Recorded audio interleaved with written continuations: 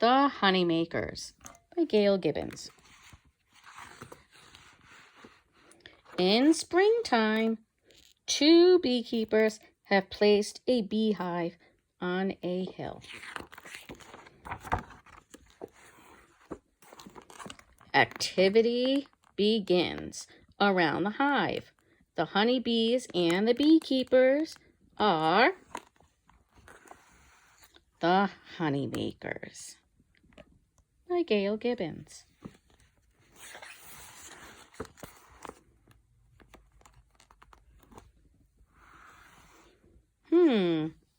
Honeybees travel to and from the hive.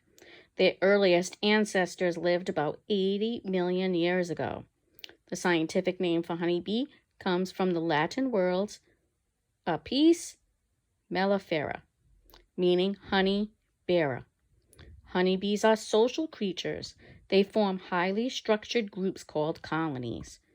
In a colony, as many as 50,000 or more bees live together and work at their own special jobs.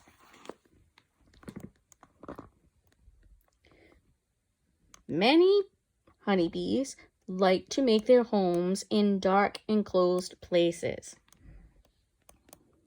Often a colony of wild honeybees builds its hive in a hollow tree. Honeybees cared for by today's beekeepers live in box-shaped wooden hives. Inside the beehive, the honeybees are building an amazing structure called honeycomb. It is made up of countless 6-sided cells. Stored in many of these wax cells is the food that bees and people love to eat, honey. 3 different kinds of honeybees live inside all beehives. There is one queen, about 100 male drones, and thousands of female worker bees. Like all insects, bees have 3 body parts. There is the head, the thorax, and the abdomen. Honeybees have other parts too. The queen bee is the largest of the honeybees, and she can live the longest, from 3 to 5 years. All the other bees in the colony live for about 2 months, except over winter, when they live a few months longer. It is the queen's job to make sure the hive never runs out of bees. To do this, she leaves the hive to mate with her drones. Then she lays as many as 2,000 eggs a day. Drones are usually smaller than the queen. Their only job is to mate with her. Most cells in the beehive are used for storing honey, but some are used for the queen to lay her eggs. These are called brood cells. In each brood cell, a bee will develop and grow. The largest brood cells are queen brood cells, also called royal cells. Drone brood cells are smaller. Even smaller are the worker brood cells. The eggs in those cells will become worker bees. Although all worker bees are female, they do not lay eggs. Instead, they do the work of the beehive. Most eggs the queen lays are no bigger than the period at the end of this sentence. After 3 days, a larva hatches from each one. For the next 3 days, worker bees called nurse bees feed the larva bee milk, and they feed it bee bread. A queen larva is fed royal jelly throughout its growth. Each larva grows quickly, then spins a silky cocoon around itself. Inside the cocoon, a pupa develops. A nurse bee seals the cell with wax. Little by little, the pupa changes. It begins to look more like an adult insect. This process is called metamorphosis. Queens develop in about 16 days from the time the eggs are laid. The metamorphosis of drones and workers takes about 21 to 24 days.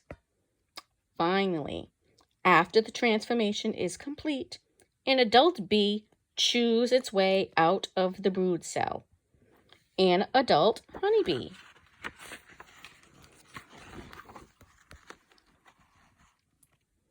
This honeybee is a worker bee.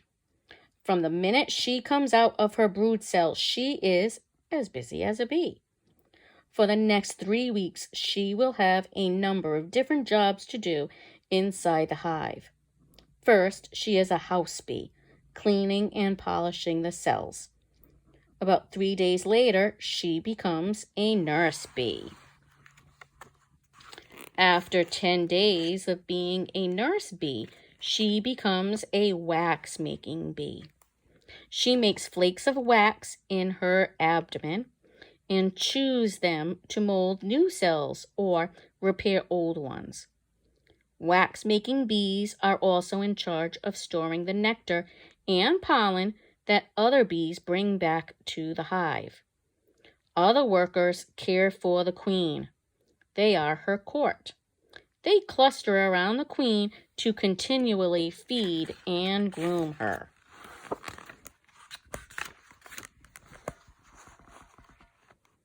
About a week later, the wax-making bee becomes a guard bee and begins its outdoor life. Guard bees protect the hive. They chase away intruders with their stingers. They also alert the other bees by spreading a special scent when there is danger.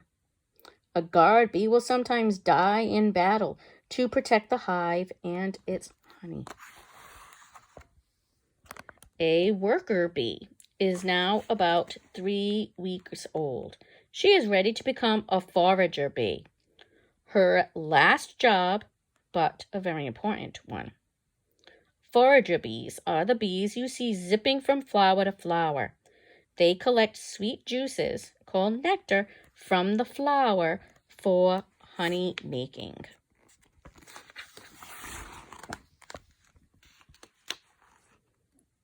At each flower, the forager bee collects nectar with her proboscis. She stores the nectar in a special part of her body called the crop, or honey stomach.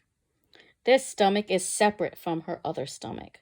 As she goes from flower to flower, she comes in contact with a yellow powder called pollen. Some of the pollen is collected in little baskets, formed by the special hairs on her hind legs.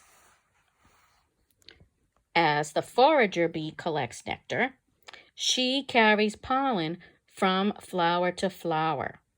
This is part of a process called pollination. When she has visited many flowers and her crop is full, she beelines back to her hive.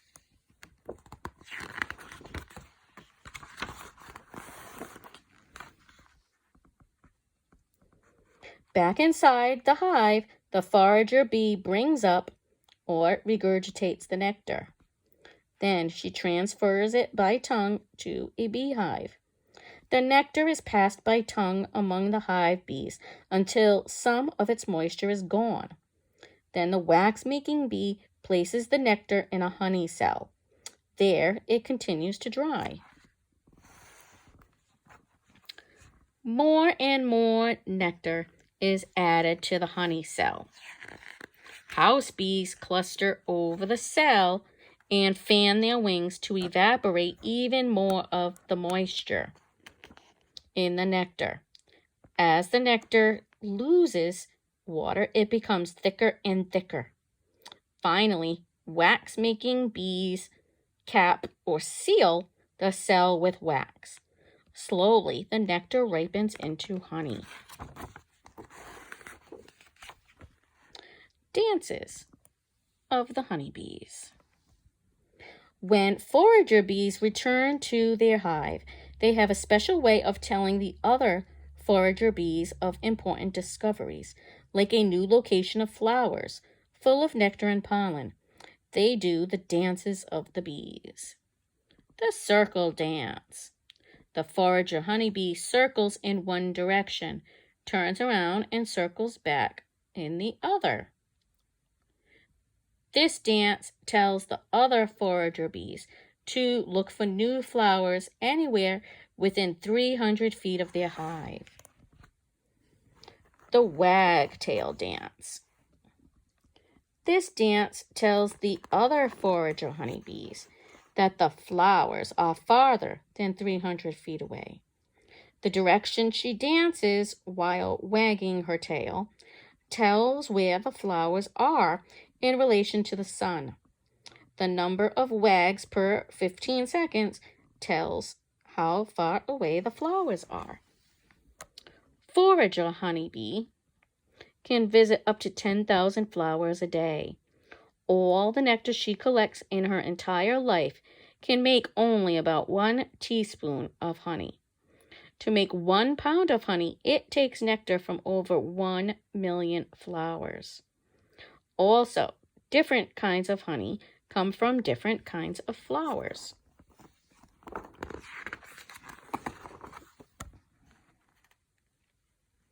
Honeybees have always been valued for the honey they make. For thousands of years, people have stolen honey from wild beehives.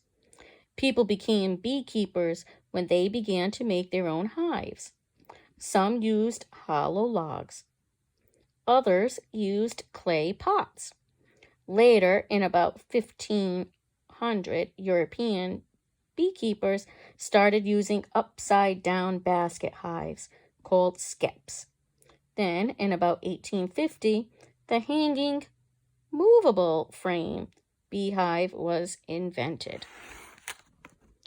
On top of the hill is a modern beehive. The beehive is stacked in sections. In each section hang about 10 wooden frames where the bees build their honeycombs.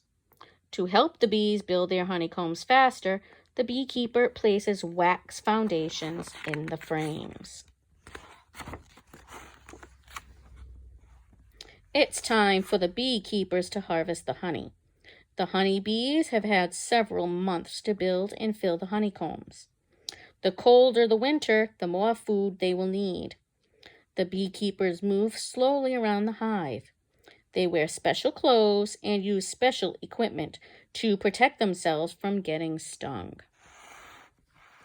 Back at the house, in a shed, the beekeepers use a hot knife to cut the wax caps off the honeycomb.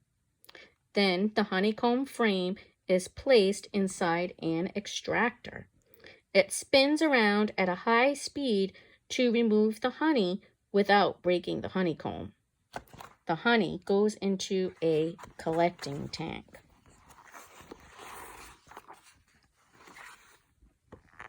Next, the honey is filtered through a screen and a cloth to remove small pieces of wax. Then the honey is packed in airtight jars. Sometimes beekeepers melt down old and damaged honeycombs to make beeswax candles and other things. The rest of the empty honeycomb frames are returned to the hive for the honeybees to fill again. For some beekeepers, honey making is a hobby. They use the honey themselves or give it away as gifts. Commercial beekeepers provide stores and shops with gleaming jars of their product to sell. Delicious sweet honey from the honey makers.